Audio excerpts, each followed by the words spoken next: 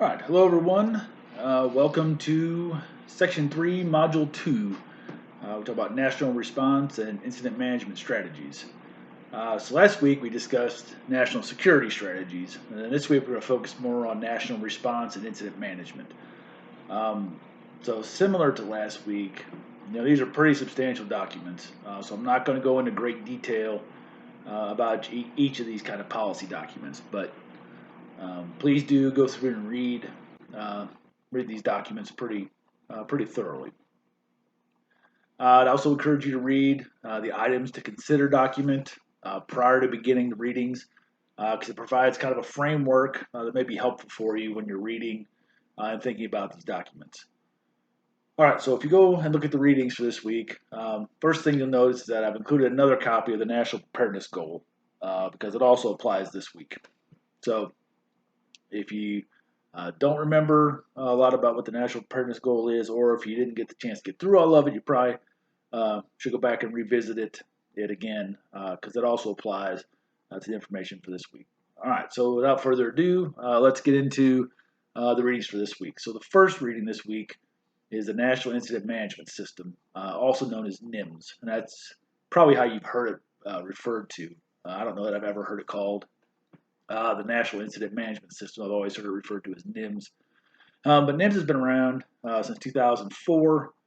It's created to enhance the ability of multiple jurisdictions or agencies to plan for, prevent, respond, and recover to and from a variety of different threats and incidents. And it's a way for everybody to be on the same page about how the incident is to be managed. Because if you think about the wide variety of stakeholders, you're talking about government agencies at all different levels, federal, state, local. You're talking about non-governmental agencies. You're talking about businesses.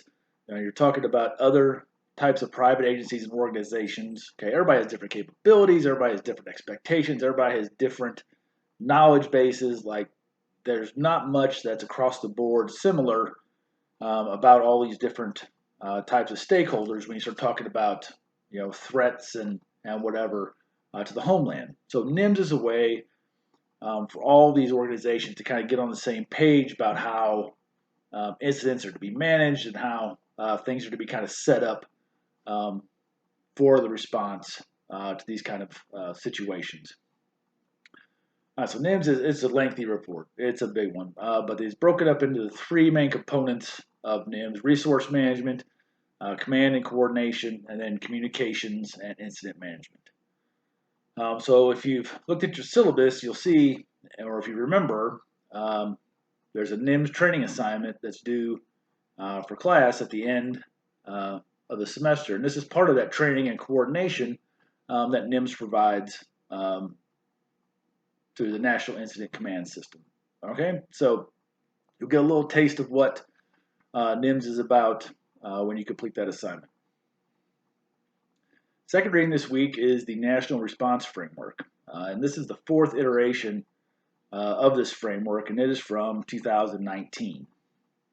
The NRF is designed to integrate the concepts that are outlined in NIMS.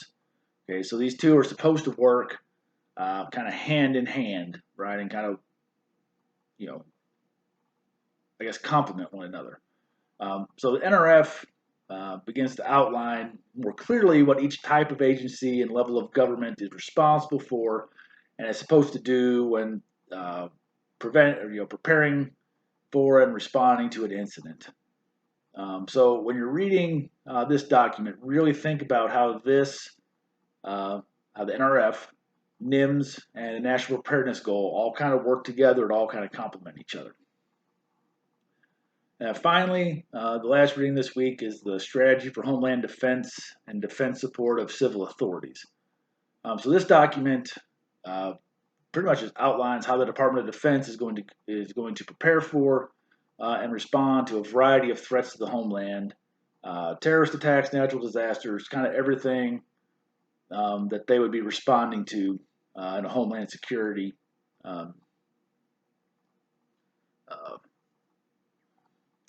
environment, related to homeland security. So as you read this document, think about how it then relates to the National Preparedness Goal, NIMS, and the NRF. Okay, so all of these documents kind of work together. You need to really think about how they complement each other and how where they are separate, and then also where they work together. All right, because if you think about, like, if you have an incident and you have possibly the Department of Defense there, you've got all these other FEMA, all these other people. Think about how all these things all kind of play together for that response. All right. So I'm gonna stop there this week. Please make sure you do all the readings, and please do your assignments for this week. And as always, if you have questions, please do not hesitate to ask. All right. Have a good week, and I will see you next week.